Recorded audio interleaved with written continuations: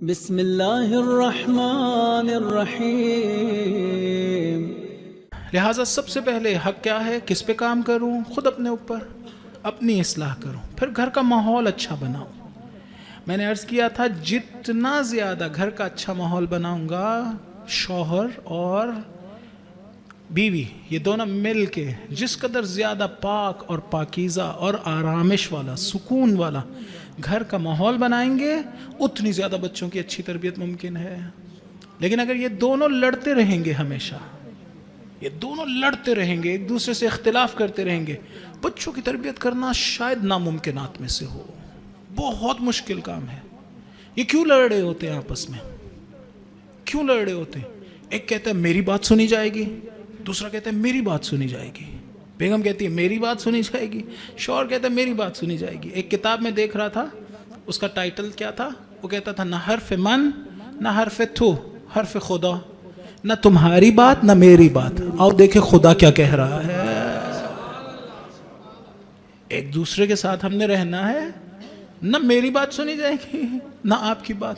یہ جو کہا جاتا ہے مسلسل شوہر کو ولایت عطا ہوئی ہے، بیوی پہ ولایت حاصل ہے، بالکل درست ہے یہ بات۔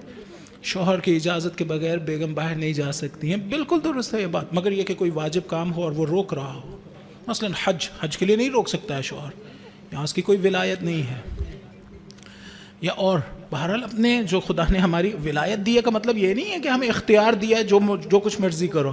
ولایت دیا کا مطلب یہ آپ نے گھر کو لیڈ کرنا ہے، آپ نے اپنے بیگم بچوں کا خرچے کے لیے محنت کرنی ہے، مزدوری کرنی ہے، مشقت اٹھانی ہے، جو باہر سے نقصانات ضرر آ سکتے ہیں، جو بھی آپ نے سب اس کو خود فیس کرنا ہے، اس کو برداشت کرنا ہے، آپ نے یہ کام کرنا ہے۔ خاتون کو کیا کہا ہے؟ خاتون سے کہا آپ نے سکون پیدا کرنا ہے گھر میں۔ وہ جب تھکا ہوا آئے گا، محنت کر کے آیا ہے، ممکن ہے باہر پریشانی ہوئی ہو اسے کسی چیز میں، ممکن ہے کسی سے کوئی بہرحال نزاع پیدا ہوا ہے، اختلاف ہوا ہو کسی کاروباری مسئلے میں، پریشان آیا ہے، جب وہ گھر آئے تو گھر آ کے پریشان نہ ہو، گھر آئے تو اسے سکون ملے۔ امام علی علیہ السلام کے بارے میں کیا ہے؟ اللہم صلی علی محمد۔ کیا ہے کہ جب مولا باہر سے آتے تھے گھر، اپنے سارے غم بھول جاتے تھے۔ جناب زہرا سلام اللہ علیہ کو دیکھتے تھے، صلی اللہ محمد سارے غم بھول جاتے تھے۔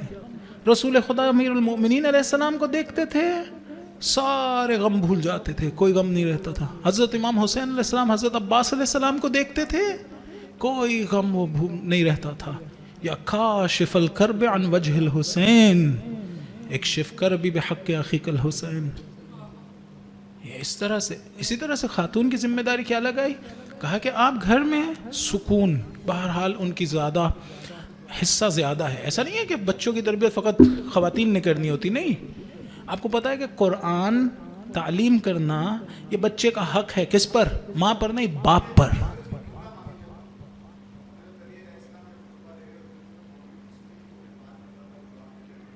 جب کوئی بات کرتا تھا جی حتماً جی جی ایک درود پڑھیے محمد و آل محمد علیہ السلام۔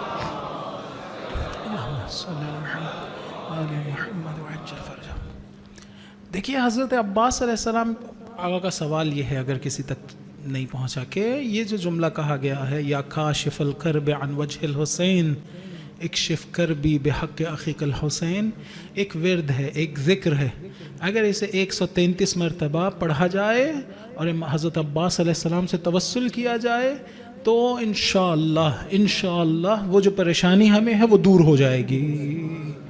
یہ ورد ہے، اگر 133 مرتبہ کی پڑھا جائے، یا کاشف الکرب عن وجہ الحسین اکشف کربی بحق اخیک الحسین، اے وہ جو حسین کے چہرے سے غم کو دور کر دیتا تھا، تجھے تیرے بھائی امام حسین کا واسطہ ہے، میری پریشانی کو دور کر دے۔